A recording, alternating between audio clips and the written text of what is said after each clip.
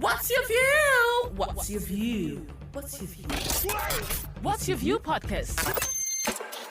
Welcome to the What's Your View podcast with Olu Dolapo. This podcast was created as a space for real people with real life experiences that most people can relate to and learn from. Have a great time listening. Okay, hi guys, welcome back to my podcast. And so sorry, it's been a while. I had an episode out. So on today's episode, I'll be having a conversation with my Coach Wale on overcoming imposter syndrome, or how to overcome imposter syndrome. And apparently it's obvious that imposter syndrome is a thing in the world, even after you've mastered the art of whatever you are into. There are times when we all individually go through imposter syndrome at one point or the other. So today, our conversation will be about how to overcome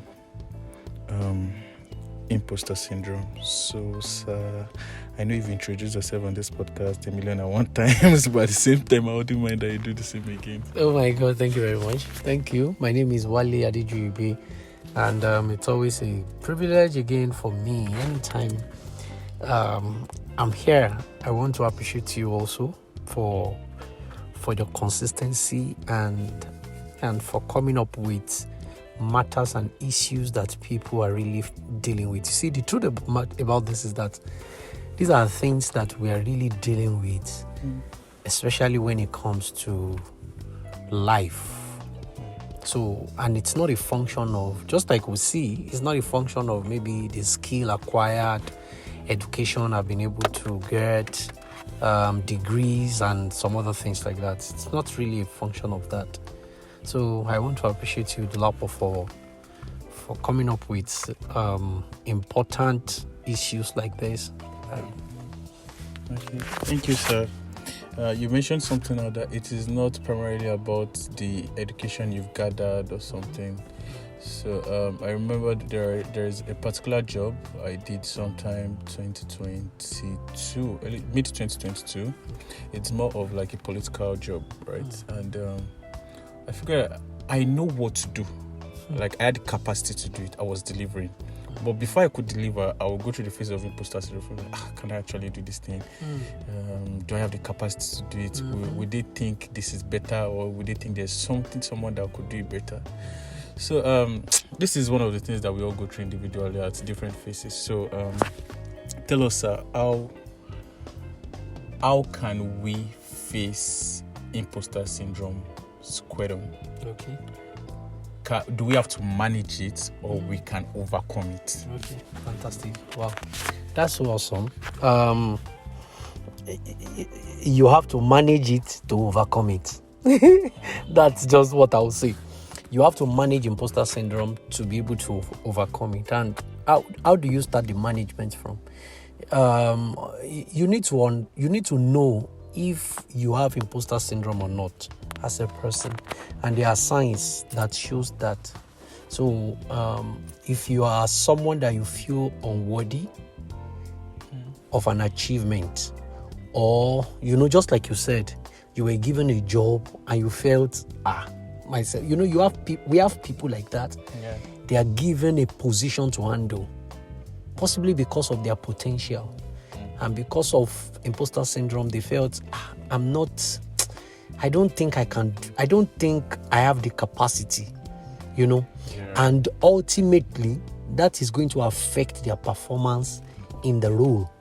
So you have to understand, once you get to that level, personally, let me share a very practical example with you. Some months back, I was contacted by a colleague of mine to go do a training for an organization. Okay. And when I got there, I did the training. It was so fantastic. And then I remember I was reporting it to my wife, and I was telling my wife that why can't she just do it? Why did she recommend me? And then the answer that my wife gave me shows me that, see, this thing, at some point, everybody will experience it. My wife says, so because it's easy for you, you just think that, and it's not because of that. It's because you feel if it's going to be something that is going to be worthwhile, it's going to be something that will take effort. That is an imposter syndrome. So you have such a thing coming to your head like that. We have when you shun compliments from people. Yes, because you have to know if, okay, this thing we are talking about, is it actually, do I feel, am I a victim? Yes, when you shun compliments, people give you compliment and then you just say, I beg you. Or when you are recognized and you feel it's a mistake, someone just recognize you, someone says something about your input and you just felt, are you serious? Are you pulling my leg? And then, you like to isolate yourself from people because of how do I say this now? Untested belief. You just want to, some people just feel, I don't like going out. I'm not a go out person. I just like to be indoor. And it's not that. It's because you feel that you don't match up with the people that go out. And you feel that, you don't have what they have. You just that someone just said, if I buy a car, God willing, I will terrorize them in the city. So that means that the reason why the person has not been going out or he has not been doing a lot is because he feels that there are things that I don't have. And so I don't qualify to do certain things. So you manage imposter syndrome by first understanding the symptoms, because it's a syndrome. Yeah. So when you know it, I think it's a psychological syndrome. Yes.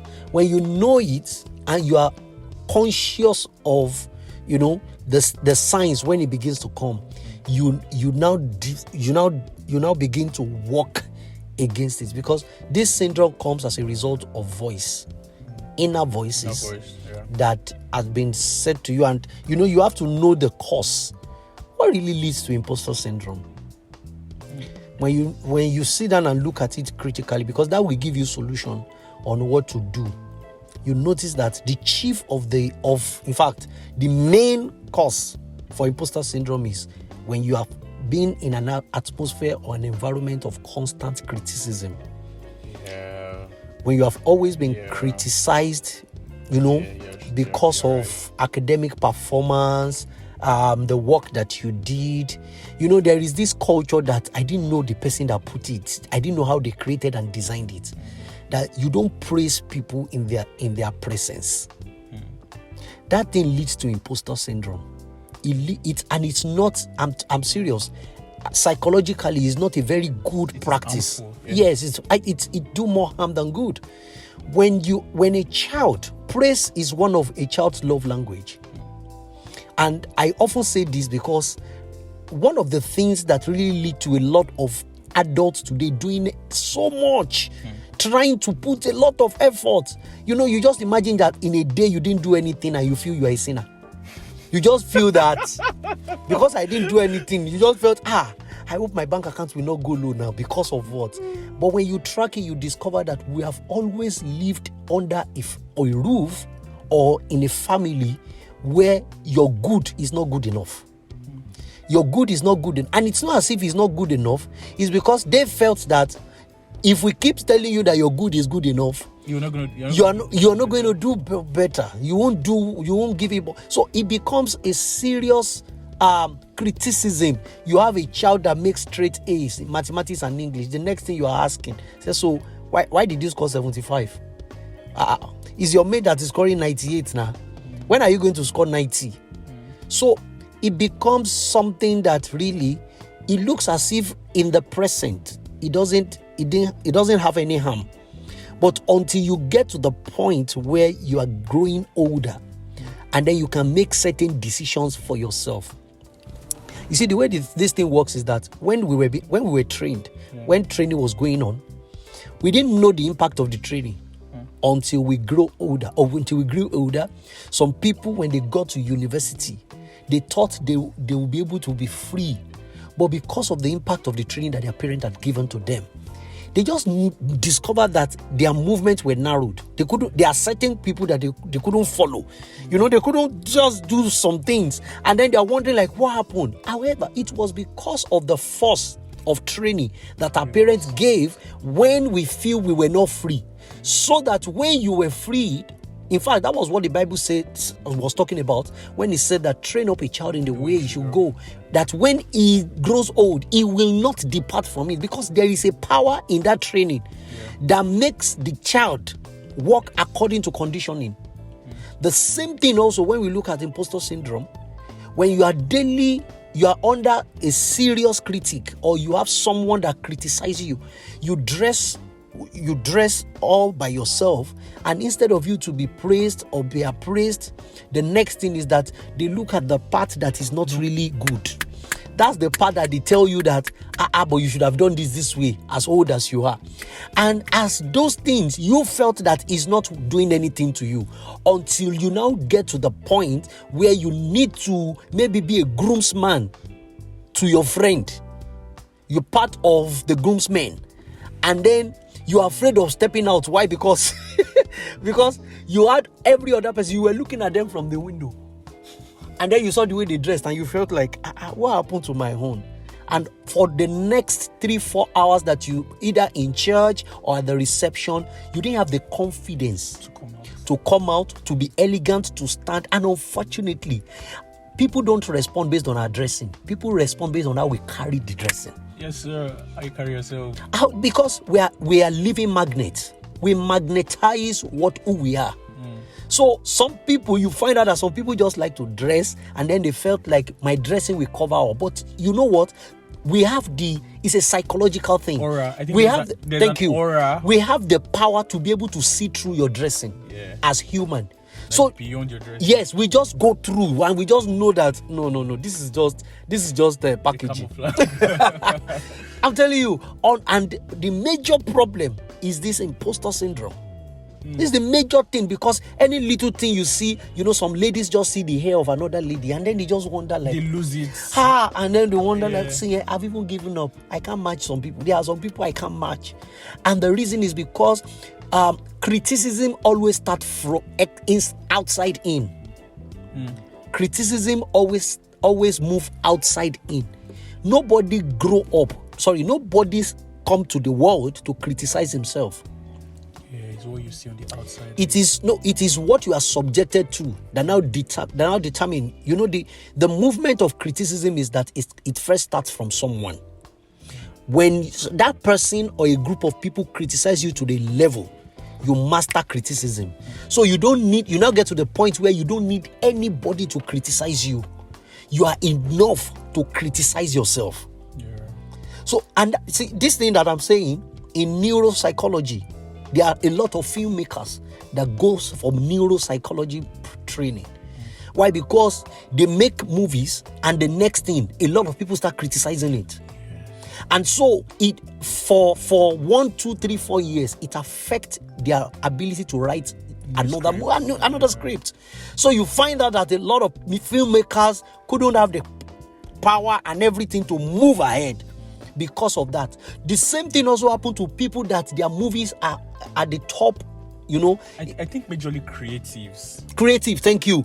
Because the first one you did and took everybody ovation, everybody start talking about it. You are now trying to make sure that the next thing match up.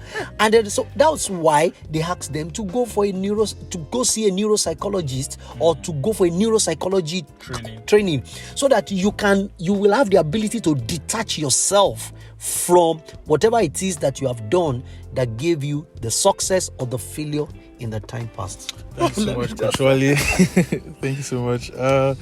So now I want us to talk about imposter syndrome in regards to a career or profession. Okay. Like you've talked about filmmaking, creatives, and all of that. So and also in regards to relationship or building relationship, and even in regards to our religion, our relationship with God.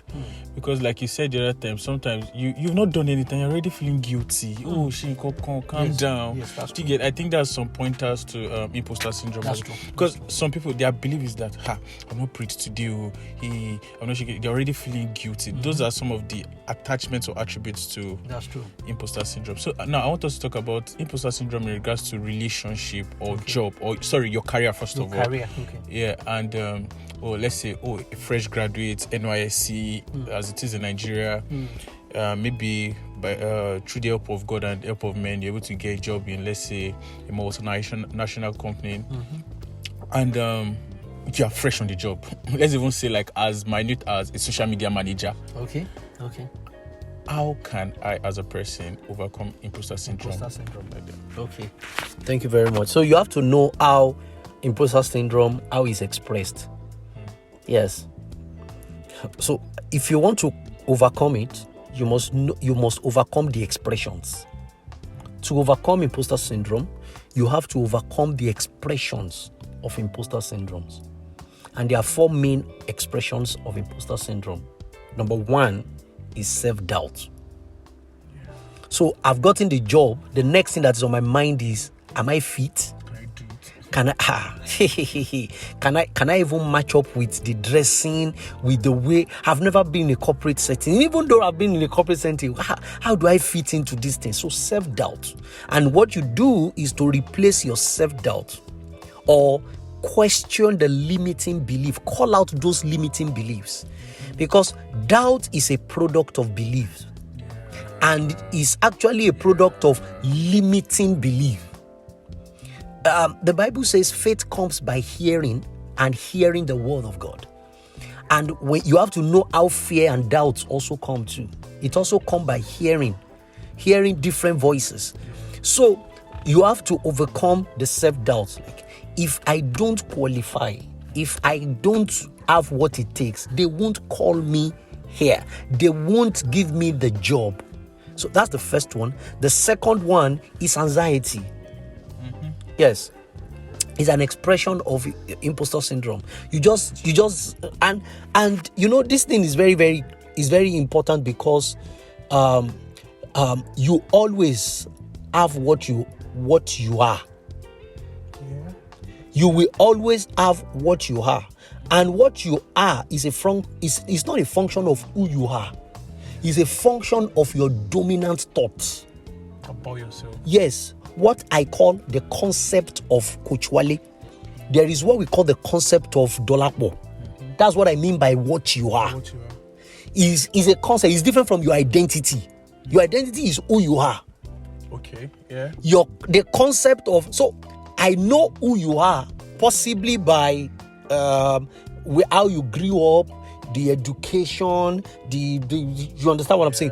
So, but I know what you are from your thoughts.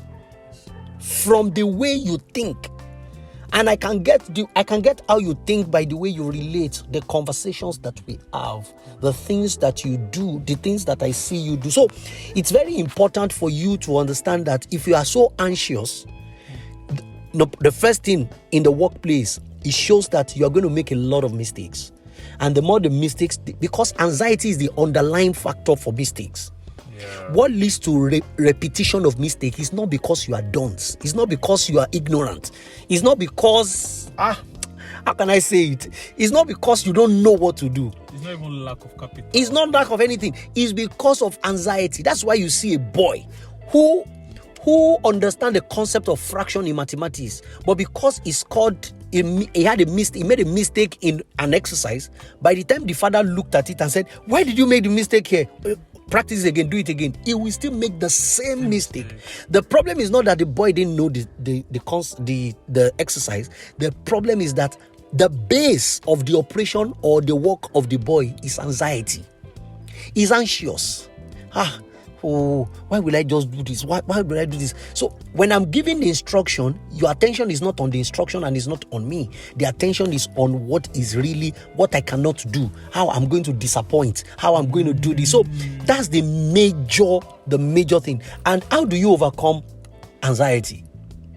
You just have to understand this. How do I overcome anxiety, especially when it comes to, I'm moving in a new terrain, I'm taking up a new course, or I'm doing something that I feel that I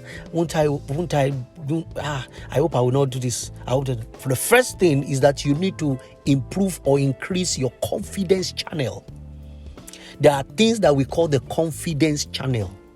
There are things you do that helps your confidence. Yes, because you need the confidence at that point. In fact, if I'm going to say it in a very important way, there is a psychology of confidence, there is a physiology of confidence. Yes, there is there is philosophy of confidence. Psychology of confidence says that how you think, especially confident thoughts. The physiology says that how you can use your body, your biology to affect your confidence. And philosophy says that your belief about confidence. So when you get to the point where you feel so anxious, anxiety takes up. And this anxiety is not only, you talked about relationship, it's not only in the workplace. Yeah. Some people, the problem of marriage started the day they fixed the date for wedding. Someone that I've been dating in the last 3 years, and then we started having a problem, up and downs, because we fixed wedding date. And the reason for it is because now you are thinking, hey, I wish I want to do this. You understand what I'm saying? Are you sure? Hey, you won't be able to move around again. No? What if I just get pregnant like this and this guy just change? What if we are getting, they said marriage is not a small thing, no. See, I think that introduction, we should still hold on small. Is anxiety. And at that point, you need to tap into your confidence channel. You need to tap seriously into it. The biology of your confidence, you have to pay attention to that. So when tension comes, that's the reason why sometimes we are advised in your free time, do a lot of exercise. Cool down, calm down, do exercises, rub your palms, make sure that you have a way of feeling, generating it in your body. The psychology of confidence says that you think confident, have confident thoughts by focusing on words and results or experience of people that can give you confidence to get things done. Yes, you have to be able to do that. So, for example, when I'm at the workplace and I'm dealing with anxiety, what do? I need to walk up to someone that have navigated the path that I'm about to take up, and then it begins to speak to me. There's a way confidence comes into me when someone tells me, don't worry. When I joined this organization, in fact, Mr. Yemi was so nice.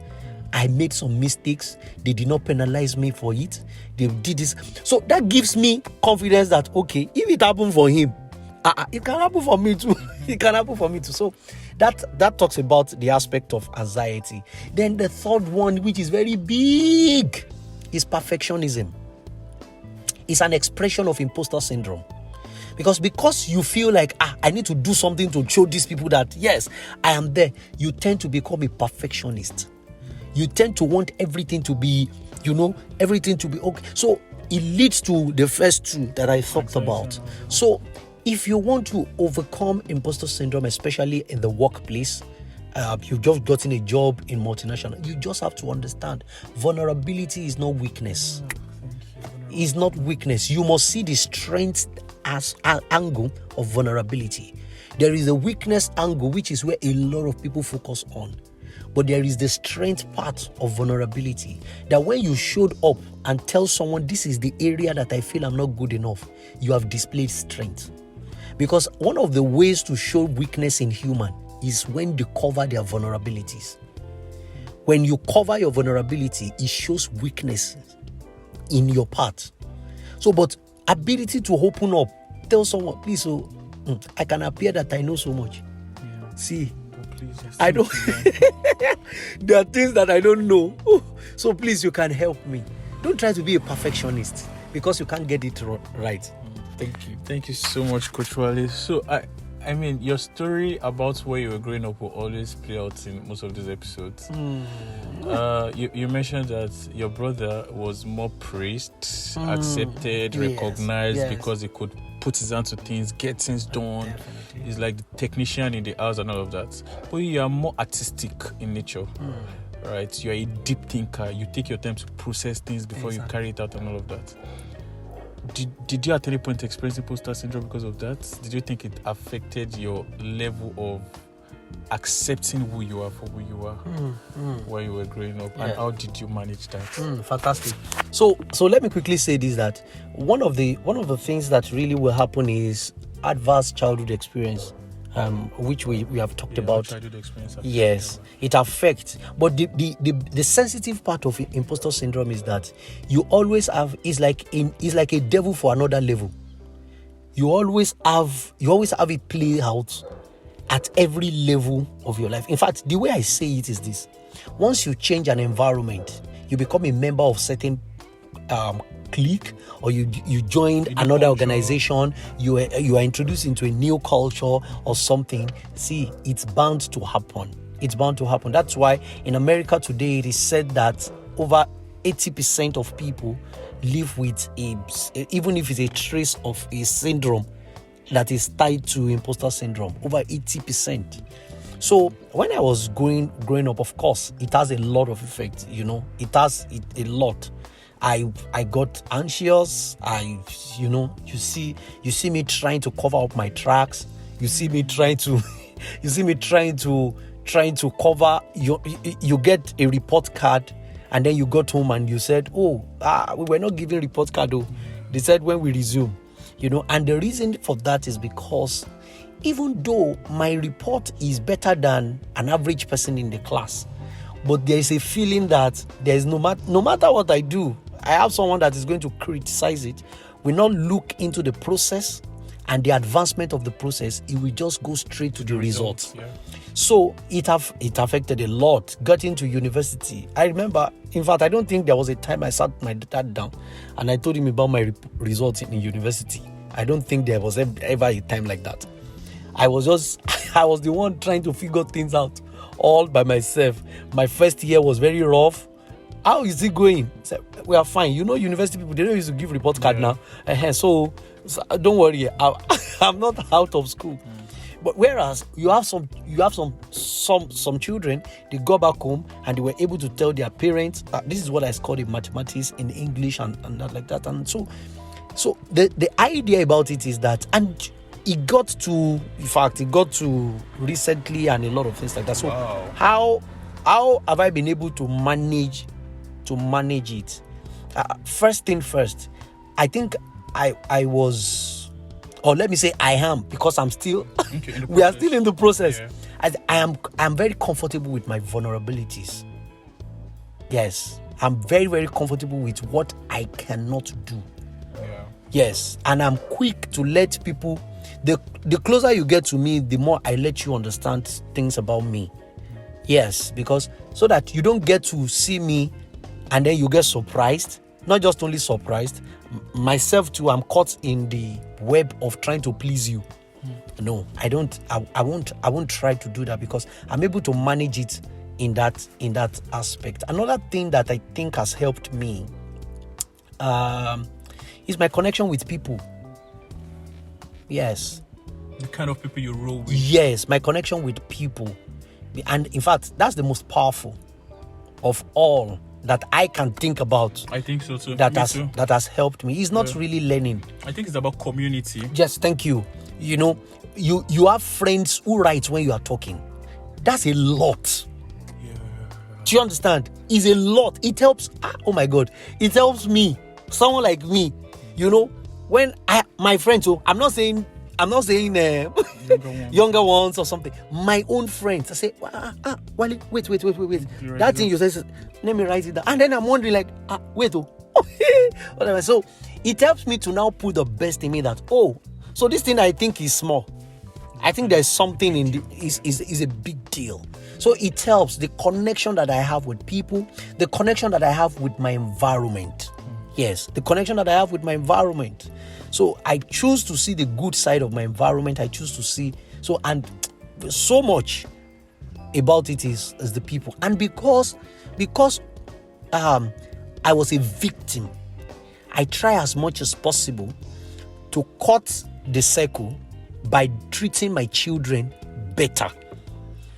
So, and one of the things that makes me daily, in fact, that's one of the reasons why I think I studied psychology.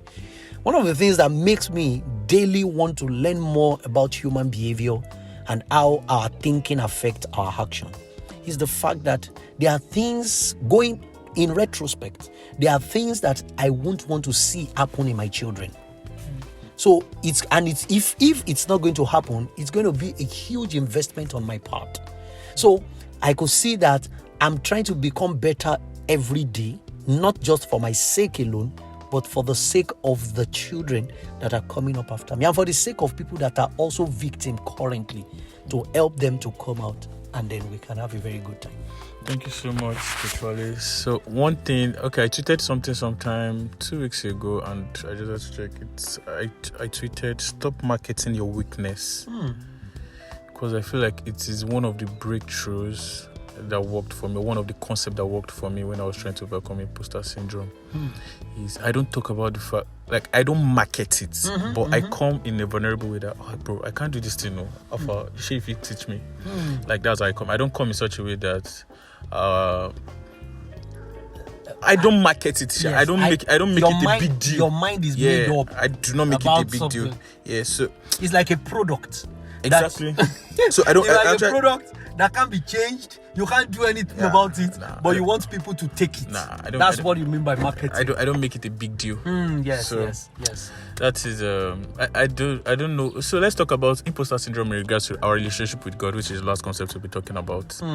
And I think that happens mostly when we've lost our connection, when someone has lost connection so much or a long time with God. That's really dangerous. Really dangerous. So in regards to the fact that God, hey, hope I've not made you unhappy now. I woke up since morning, office work first of all, especially if you're working remotely. Oh my God, you have to get this thing done, and you realize you'll be on your laptop from morning till like 6 p.m., 7 p.m., 8 p.m. In fact, like when you are going back to bed, and other calls and meetings you are jumping on, everything is work related. You cannot even say you want to pick your Bible. And you'll be feeling, hey, I'm not staying in contact. But I think if you've grown in faith over time, the only confidence you have is that, you have the seal of the Spirit of God in you or upon you. So how, as Christians, how should they manage that? Wow, you're putting me in a very tight corner. But you know what? I think where you need to start from managing imposter syndrome, especially when you are dealing with God, is that you have to question the God that was presented to you. You have to really question it. I'm serious. You have to question it. Why? Because the God that you receive may not be the God that exists. The trait and the characteristics of the God that, and the big part of this is that we were taught. Nobody came with one strange revelation or something. We were taught that the way to keep being in God's presence is to pray, is to read the Bible, is to, just make sure that you're praying. And then nobody talks about consciousness. Nobody tells us that sometimes, I'm using sometimes carefully, it is not we as a person that goes to God. It is God that comes to us. As a matter of fact, the Bible is so littered with instances of when people sin. It is not them that went to God. It was God that came to them. Woo! The first fall of man is in the Garden of Eden. In fact, he was hiding. So it was God that came and called him. The first murder in the Bible, Cain killed his brother. And then God was the one that walked up to Cain and called him and said, see, where are you? When David killed Uriah and married Bathsheba, it was God that sent the prophet to go and meet him. Yeah, you're right. See, there's a lot of examples like that too. So there is a lot of deliverance and transformation that come from them. I'm telling you that you will understand that, see, this thing, It's like a purpose question too. I've helped countless number of people to overcome the purpose question. And the first thing I tell them is that the day you ask, what is my purpose, is because you are selfish. Yes. Why? Because our belief and assumption is tied to doing as purpose. We tie the fact that, sir, the reason why I don't have a purpose is because I'm not doing anything. I said, maybe not doing anything is actually a purpose. There was a time, I'm telling you the truth. I want you to get this. There was a time when I didn't have anybody call me and I was married. My wife told me one day, I said, are you sure you are making impact the way you are? This man, not knowing to me that those periods were actually part of the purpose. When you see a baby in the womb, it's not doing anything.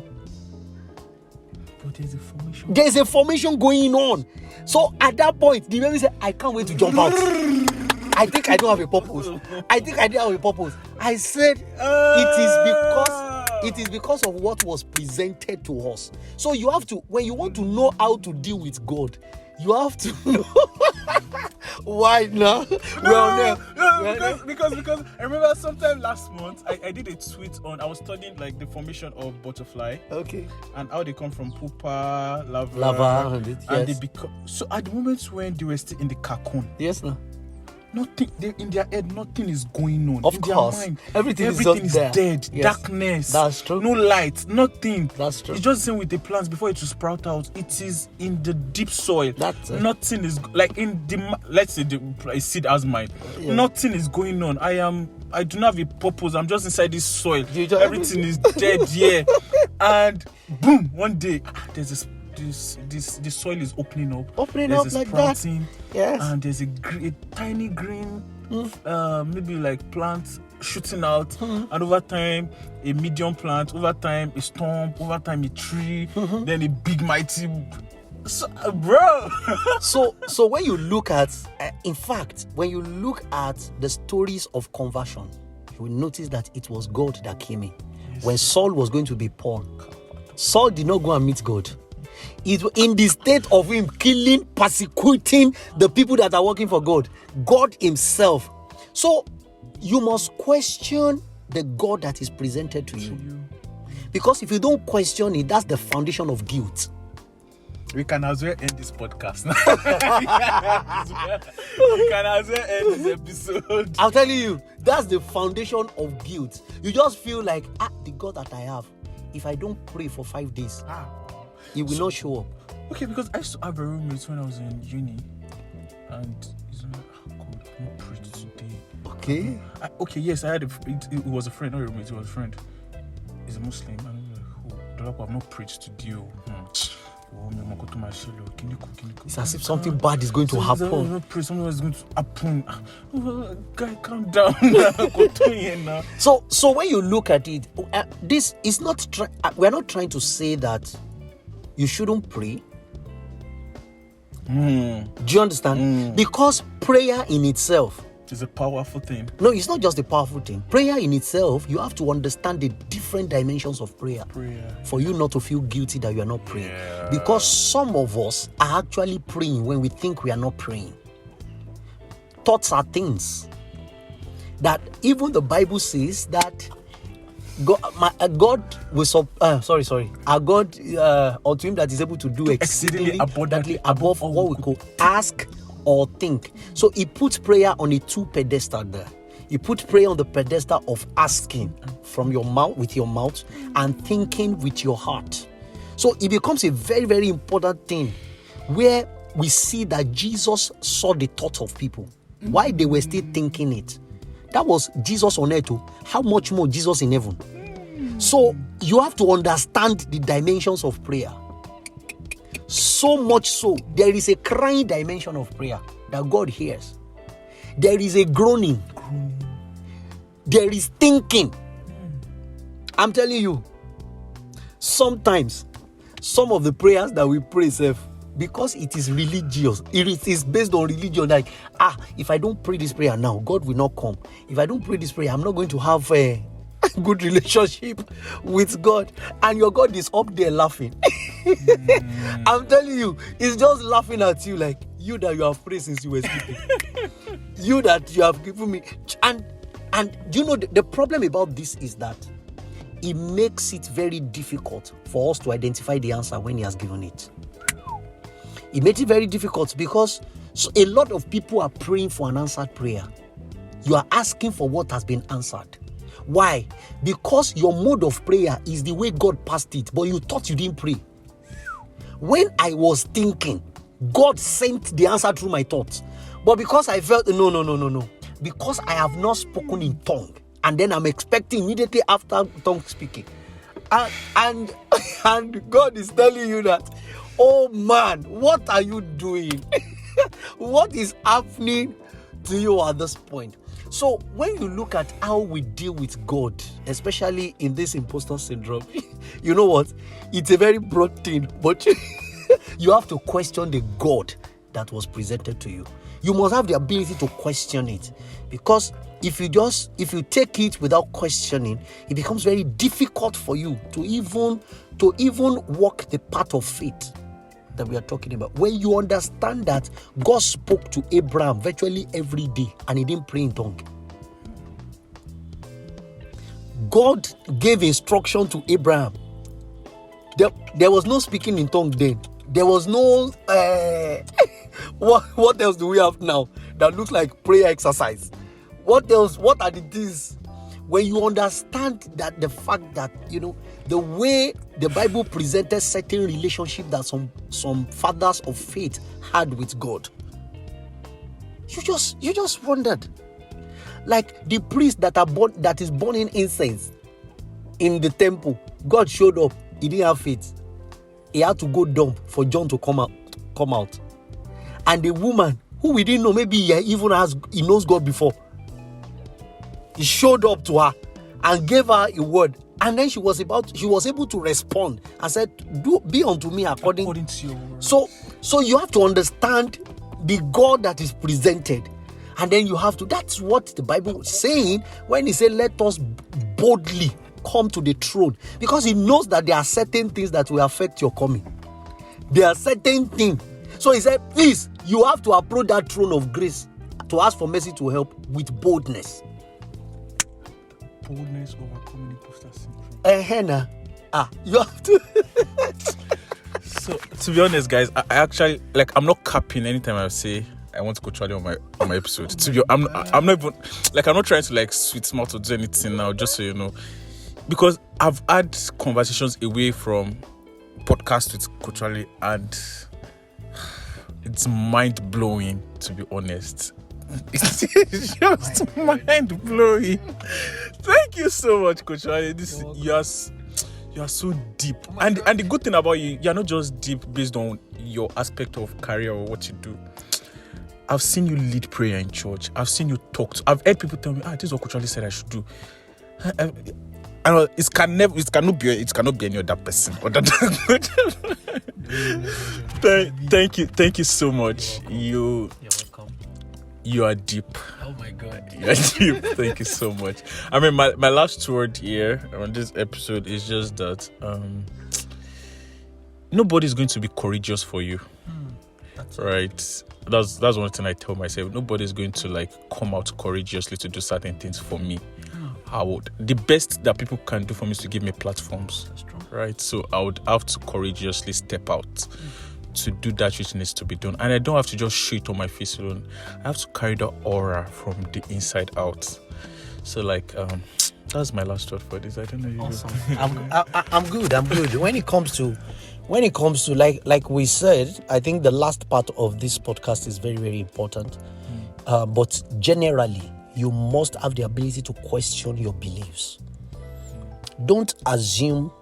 In fact, I read an article that says that the most disadvantaged set of people are people that live by assumption. They don't question their assumptions. They don't question anything. They just live like that. Oh, this was what we met, and that is how we are going to do it. This was what I saw someone did, and that is what I'm going to do. No, you can't run your life effectively like that. Because first thing, you are not another person. Your fingerprints, the different things that you have in your hand, there's a place of you walking to people and learning from them. But you must have your own signature. And the way to have your own signature is by questioning the things, the belief system, the conventional things, what looks trendy, what looks current. Question it. And make sure that you have at least 2, 3, 4 answers so that it helps your decision. Answer don't make decision. It only helps decisions. So that's why you see that some people don't question anything, yet they make decisions. So, but when you have answers, it gives you informed decisions. You are going to decide based on data, on fact, on what is true and what is truth. So that's very, very important. And that's my last word. Thank you so much, Coach Wale. I can bet it to you guys that the next episode that is coming out of this or after this is identity, or the power of identity, and it's with Coach Wale and Pastor Femi Oyeli. I'm so blown already. The episode we've never recorded, but because these guys, bro. Thank you for being a major part of this episode. So to the next one. Bye, guys. Thank you for listening to What's Your View with Olu Dolapo. Trust you had a great time listening. Feel free to share, like, and leave a comment. You could also reach out to us on Instagram at What's Your View with _Olu Dolapo. Thank you once again for listening.